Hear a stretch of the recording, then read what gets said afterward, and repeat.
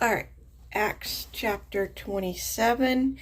And when it was determined that we should sail unto Italy, they delivered Paul and certain other prisoners unto our one name Julius, a certain of Augustus bread, and entering into a ship of Adorais, we launched, meaning a sail by the coast of our area, one Arach Mark endorse of Thessalonia, being belong with us. And the next day we touched the Sidurium, and Julius Catius constantly entered Paul and gave him liberally to go into his friends and refresh himself. And when he launched him from Throne, we sailed under Cyprus because the winds were country. And when we had sailed over the sea, and there the citrus found a ship, Alexandria, sailing into Italy, and he put us there in. And when he sailed slowly many days, and since dust the wind suffering us, we sailed under Crete over again Sodom, and hardly passing it come unto a place which is called the Fire Heavens Night Walnuts, was the city of Leah. Now when much time was spent, and when sailing was now dangerous, because the fast was now already past, Paul addressed them and said unto them, Sirs, I perceive that this voyage will be with hurt and much damage, not only of the landing and the ship, but also our lives. Nevertheless, the Quaternion believed the master and the owner of the ship more than these things which were spoken by Paul.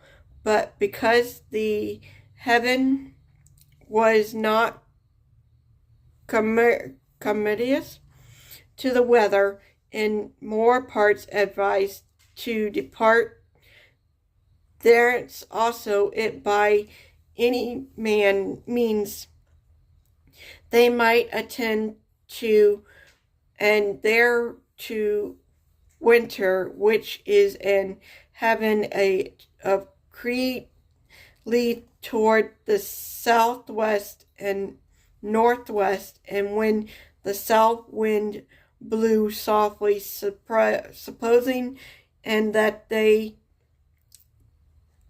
had obtained their purpose, losing their thorns, and they silence closed by Crete.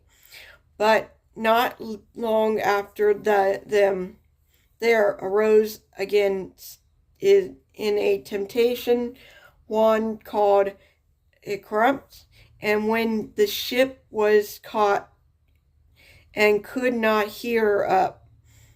bear up into the wind, we let her drive, and running under a Creation island, which is called Claudia, we had much work to come by the boat, which when they had taken up, they used help under guarding the ship, and fearing lest they should fall unto into the quickened stake sail, and so were driven. And we bring extreme tossed with the next day that they lightened the ship. And the third day we cast out our hands and taking of the ship. And when neither sun nor stars in many days appeared, and no small tempest laid on us, all hope that we should be saved was then taken away. But after losing abstinence, Paul stood forth in the midst of them and said, Sirs, ye should have broken unto me, and not have loosened from Crete, and no have gained this harm and loss. And now I exhort you to be of good cheer, for there shall be no loss of any man's life among you, but of the ship. For there stood by this might of the angel of God, whose I am and whom I serve, saying, Fear not, Paul, thou must be brought before Caesar's, and God had given thee all men that sail with thee. Wherefore, Sirs, be of good cheer, for I believe God that it shall be even as it was told. Howbeit we must be cast upon a certain island. But when the 14th was come, as we were driven up and down, and Adria about midnight, the shipmen deemed that they were drew near to some country, and shouldn't be found it 12 fathoms.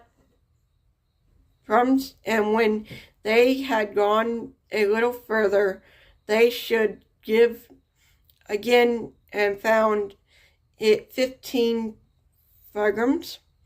Then, fearing lest we should have fallen upon rocks, they cast for anchors out of the southern, and washed for the day. As the shipmen were about to flee out the ship, when they had let down the boat into the sea under the core, as through they would have cast anchors about of the foreship. Paul said to the certain and to the soldiers, Except these adorable in the ship, ye can not be saved. Then the soldiers cut off the ropes of the boat and let her fall off.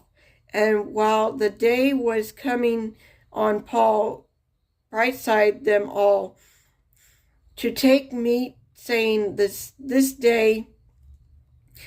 the day, the 14th day, that ye have tarried and continued fasting, having taken nothing. Rather, I pray you take some meat, for this is for you, for there shall not an hour fall from the head of any of you. And when he had thus spoken, he took bread and gave thanks to God, and pursued of them all. And when he had broken it, he began to eat. Then were they all of good cheer, and we were in all in the ship 263 in sickness souls. And when they had eaten enough, they lightened the ship and cast out the wheat into the sea. And when it was day, they know not the land, but they discovered a certain creek with a shore, into which they were minded, if it were possible, to cast in the ship. And when they had taken up the anchor, they commanded themselves into the sea, and loosened the ruler hands, and haste up in the morsel to the wand, and made towards shore. And falling into place where two seas meet, they ran the ship aground, and the forepart stacked fast, and remained unremovable, but the harder part was broken with the violence of the wave. And the soldiers' conceal was to kill the prisoner, lest any of them should swim out and escape. But the Quaternion, willing to save Paul, kept them from their purpose, and command that they which could swim should cast themselves first into the sea and get to land, and the rest, some of on boards and some on broken pieces of the ship. And so it came to pass that they exposed all safe to land.